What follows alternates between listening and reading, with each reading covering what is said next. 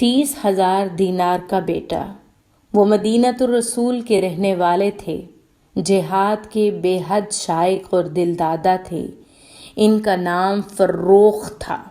یہ بنو امیہ کے دور کا ذکر ہے۔ خراسان کی سرحدوں پر جہاد ہو رہا تھا۔ فروخ نے جہاد پر جانے کی نیت کی، بیوی سے مشورہ کیا۔ نیک سیرت بیوی نے کہا، ٹھیک ہے، آپ جا تو رہے ہیں، مگر آپ کو معلوم ہے کہ آپ چند ماہ بعد ایک بچے کے باپ بننے والے ہیں۔ فروخ پر جہاد کی دھن سوار تھی۔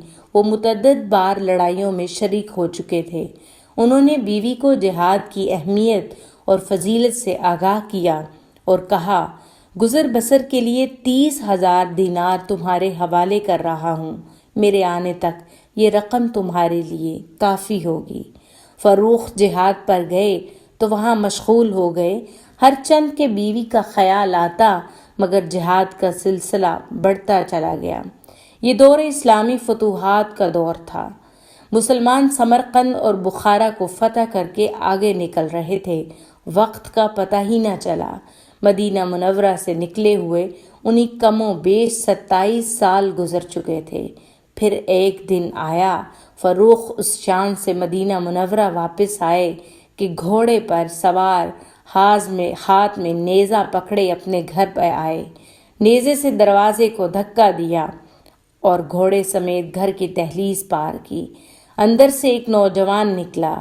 ایک اجنبی شخص کو یوں گھر میں داخل ہوتے دیکھا تو نوجوان کہنے لگا، اے اللہ کے دشمن، بغیر اجازت میرے گھر میں کیسے داخل ہو رہے ہو؟ فروخ بولے، اللہ کا دشمن میں نہیں، تم ہو۔ تم میری بیوی اور میرے گھر میں داخل ہوئے ہو۔ گھوڑے سے کودے اور نوجوان کا گریبان پکڑ لیا۔ بڑے میاں لگے شور مچانے اور نوجوان کو برا بھلا کہنے۔ اتنی دیر میں ان کے ہمسائے بھی شور سن کر اکٹھا ہو گئے۔ معاملہ کیا ہے وہ دونوں سے پوچھ رہے تھے۔ کسی نے جا کر حضرت امام مالک بن انس اور دوسرے علماء کو بھی اطلاع دی کہ اس طرح جھگڑا ہو رہا ہے۔ چنانچہ وہ لوگ نوجوان کی مدد کرنے کے لیے دوڑے چلے آئے۔ یہ نوجوان جس کی حمایت میں علماء اور مشائخ باغ چلے آئے، ان کا نام ربیعہ الرائی تھا اور یہ بہت بڑے عالم دین تھے۔ مسجد نبوی میں ان کا حلقہ درس تھا جس میں بڑے بڑے علماء شامل ہوتے تھے۔ ربیعہ کہہ رہے تھے، میں تمہیں لازماً سلطان کے پاس لے کر جاؤں گا۔ ادھر فروخ بھی کہہ رہے تھے، اللہ کی قسم، میرا تمہارا فیصلہ اب سلطان کے پاس ہی ہوگا۔ تم میری بیوی کے پاس ٹھہرے ہوئے ہو۔ شور شرابہ بڑھتا چلا گیا۔ فروخ کا غصہ کم ہونے میں نہیں آ رہا تھا۔ اتنے میں امام مالک بھی پہنچ گئے۔ لوگ ان کے احترام میں ادھر ادھر ہو گئے۔ وہ آگے بڑھے اور بڑے میاں سے کہا، یہ گھر یقیناً تمہارا نہیں، تمہارا کوئی اور گھر ہوگا۔ فروخ کہنے لگے، نہیں، یہ میرا گھر ہے اور میرا نام فروخ ہے۔ اتنی دیر میں ان کی بیوی نے اپنے خامد کی آواز پہچان لی اور اندر سے نکل آئیں اور کہا، ارے یہ تو میرے خامد محترم ہے اور یہ ربیعہ ان کا بیٹا ہے۔ جب یہ جہاد پر گئے تھے تو چند ماہ کے بعد پیدا ہوا تھا۔ انہوں نے تو اپنا بیٹا دیکھا بھی نہیں ہے۔ اب جب دونوں کو معلوم ہوا کہ وہ باپ بیٹا ہے تو ایک دوسرے کے گلے لگایا اور ملاقات کی خوشی میں بے اختیار رونے لگ گئے۔ اب وہ گھر کے اندر گئے، بیٹھے، بار بار بیوی سے پوچھ رہے ہیں، یہ میرا بیٹا ہے؟ ارے یہ تو جوان ہو گیا ہے۔ بیوی کہہ رہی ہے، ہاں، یہ آپ ہی کا بیٹا اور لخت جگر ہے۔ تھوڑی دیر سستانے کے بعد اور حال احوال دریافت کرنے کے بعد فروخ نے اپنی بیوی سے کہا، تمہیں یاد ہے کہ میں تمہیں سفر پر جانے سے پہلے کچھ مال دے گیا تھا، وہ کدھر ہے اور کہاں خرچ کیا ہے؟ ان کی بیوی کہنے لگی، میں نے اس کو دفن کر رکھا ہے، کچھ دنوں بعد نکالوں گی۔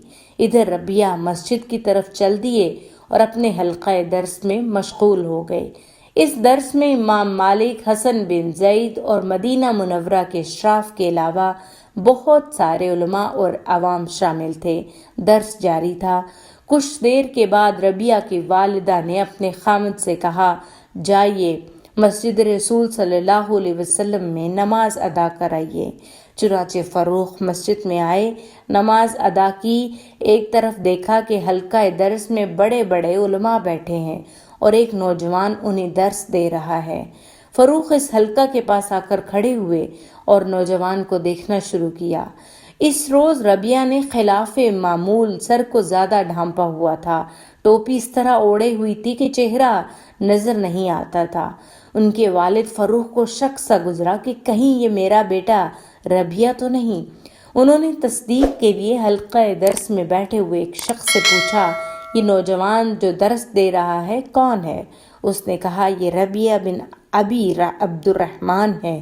اب فروخ کہنے لگے، الحمدللہ، اللہ تعالیٰ نے میرے بیٹے کو یہ مرتبہ اور مقام دیا ہے۔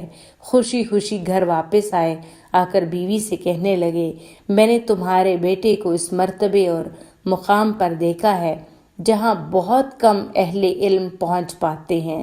ربیہ کی والدہ بولی، سچ بتائیں، آپ کو 30,000 دینار محبوب ہے یا پھر اپنے بیٹے کا علمی مقام اور مرتبہ؟ فروخ بولے، ہرگز نہیں، اصل مقام اور مرتبہ تو علم ہے۔ بیوی کہنے لگی، پھر میں نے سارا مال آپ کے بیٹے کی تربیت اور تحصیل علم پر خرچ کر دیا ہے۔ فروخ کہنے لگے، اللہ کی قسم، تم نے اس مال کو ضائع نہیں کیا۔ علامہ ذہبی نے ابن سعد کے حوالے سے لکھا ہے کہ ربیہ رائے کا انتقال مدینہ منورہ میں 136 ہجری میں ہوا۔